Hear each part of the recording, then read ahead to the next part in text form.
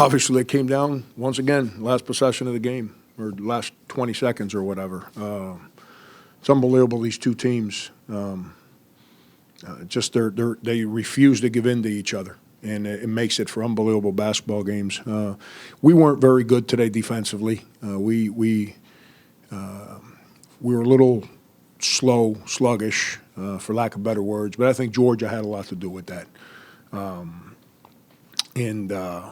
I probably played some guys way too much. We weren't as good as we needed to be this morning, which caught me off guard because we were good yesterday.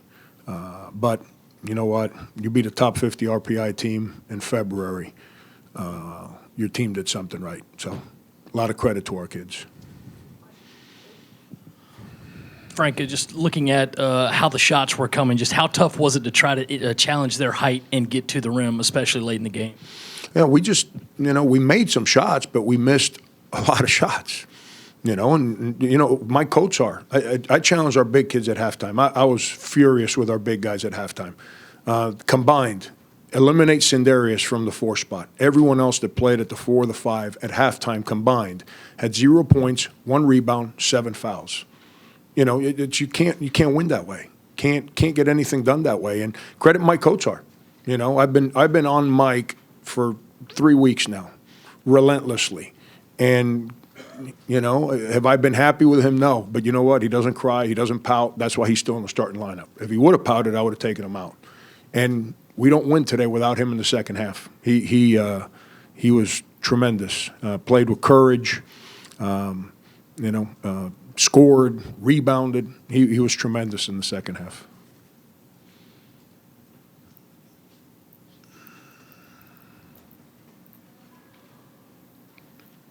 Well, we just beat the LSU press conference. That's one question. Hey, Coach. It was kind of a packed house today at Colonial Life. If you could just tell us, the impact that the fans had on this game and the impact that they had on pretty much every other Gamecock home game. Yeah, it was great. 18,000 people in here, top 20 in the country in attendance. And for us to go out and win says a lot. Says a lot. Says a lot about where our program is headed. Says a lot about our fans. I knew it. I've always known it, that if we did our part, our fans would come. I see it in every sport on this campus. They absolutely love their teams. And we're not there yet as a team. We're not there yet as a program, but it's a whole lot of fun. And here's where fans sometimes they because they don't like the coach or they don't agree with how the game's played, or they read what you guys report that the game's ugly, So what happens? They don't come. Well, if they don't come, they don't help the players that play for their school. That like we had tired guys out there today. They weren't giving into the moment because of the 18,000 people that were there. Our guys love to play for our fans. Then number 2, it helps us when the season's over in doing our jobs, if you understand what I'm talking about. It's a powerful moment for our program, where we're at, that we can go out and play in front of 18,000 people. Coach, as strong a win as that is, what does the impact of it mean more when you think of the recent rivalry between these two programs? Well, here's one good question. I don't have to answer to the media about them sweeping us this year. That's one good deal. I don't have to answer that one. Because before the year started, it sounded like we had never beaten Georgia. That's the every question I got. So at least I can avoid that one for 12 months. But they're good. Mark does a heck of a job. You read their accomplishments in his time at Georgia, and they're better than at any time during the course of the history of their program. J.J. Frazier is as competitive a kid as, I coached one that was like him, and Denny Clemente, very similar. And they just refuse to lose. Mayton's a handful. Those other guys, Parker, Harris, all those guys, they've grown up during the year. They're playing real good. Georgia's a real good basketball team, and for us to be able to beat a team like that at the time of year that you have to play well, and we didn't play as well as we need to. We're fortunate we won, but that goes back to our guys earning the right to win because of the way they work. I'm sure Mackey does a lot of things that you see that the outsiders don't see, but today the three from the corner and then the 2 free throws for a guy who's a fourth-year senior, kind of been through the wars with you. How do you feel for him on this particular day that he stepped up offensively? I think it's awesome, Phil. You know, I think it's awesome. It says a lot about him. You know, he had some difficult days at the beginning, and we all learn and handle things differently. And he never ran. He wanted to run away, but you know what? The Mackey that used to make clutch free throws in the building across the street in 1997 wouldn't let him. The Mackey that runs the jailhouse here in town wouldn't let him. So you know what happened? He was forced to grow up. That's a credit to his family that they didn't throw in the towel, didn't allow him to throw in the towel, and give him credit. He's waited and waited and waited. He's earned the right to play this year. He's earned the right. That's why he plays. And that 3 you're talking about, think about that. We had just gotten an offensive rebound, and we got a brand new clock, and I believe there's about 2 minutes to go in the game. That's not the shot I wanted. I was like, no, yes, and give him credit. And then to go to the line and put 2 in the basket. He's never been in that moment in college basketball. And to do that, you know, it's funny. I'm sure you guys have covered the Gamecocks in '97. You saw another Mackey do that a whole lot.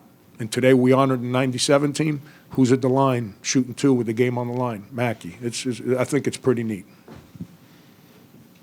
Frank Sin said, you know, it's like you mentioned, it's a relief to not have to listen to about last year and those 3 games anymore. And he said maybe you kind of gigged him at practice about guarding Frazier putting the ball in his face. What did you say to him? No, I just said, because, you know, we're trying to run stuff to make Frazier guard him or PJ. That was kind of our game plan going in. And last year with the game on the line, Sin made a mistake. He put the ball, you know, JJ's a smaller player compared to those 2. But you know, here's the thing. People say, well, he's small, you should post him. I got news for people. He's been small since he was in the 5th grade. So people have been trying to do that to him forever. He's not letting you do it. So we tried to get the ball to certain areas of the floor where we can try and shoot over the top. And I told Sin, I said, last year you made the mistake of putting the ball in front of him. What happened? You got to protect the ball, use your body. 1 bump, jump up, shoot over the top. But, yes, I kind of threw him a little dig there that I think he understood and appreciated.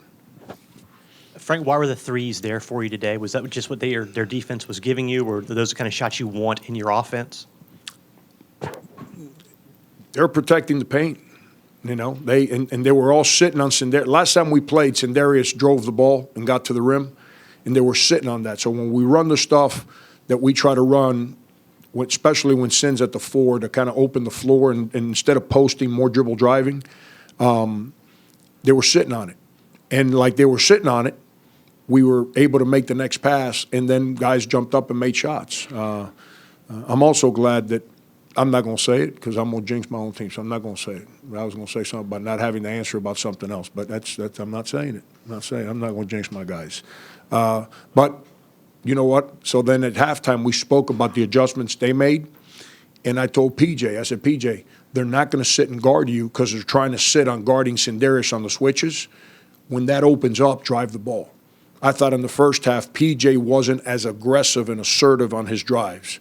He was coming down the stretch, and that's another step in the growth of PJ Dozier. I mean, he makes free throws today. He might have 30. You know, but it's they're kind of zoned in that matchup zone, and we ran some stuff and slipped and moved around and spaced, and we got some open threes. We took them.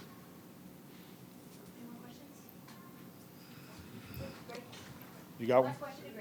Yeah. I'm in no rush. Win 19 on the season so far, 7 left to go, 1 away from 20.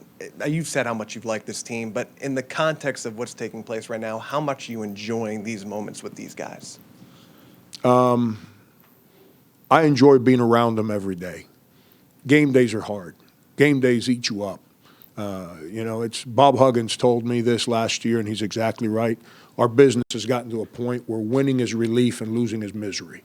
So you never, as a coach, you don't really enjoy when you're in the middle of the whole thing. So right now I'm relieved. And eventually, I got to go say hello to some people that are waiting for me back here. I think you guys know what I'm talking about. And eventually, I got to get in my car, and I'm going to go home, and I'm going to kiss my kids, and then I'm going to start watching Alabama, and I'll be miserable again.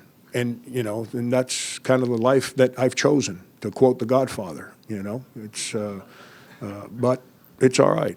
It's all right. I'm real proud of our guys. I don't base, and I've never based it since I've been here, our players based on our record. I've never done that.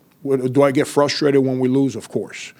That's the competitor. But when you got kids that believe in what you're doing, you get excited about being around them. And right now, I really get excited about being around them. I'm real proud of the way they play, the courage that they show every day, especially when people aren't looking, which is when it counts.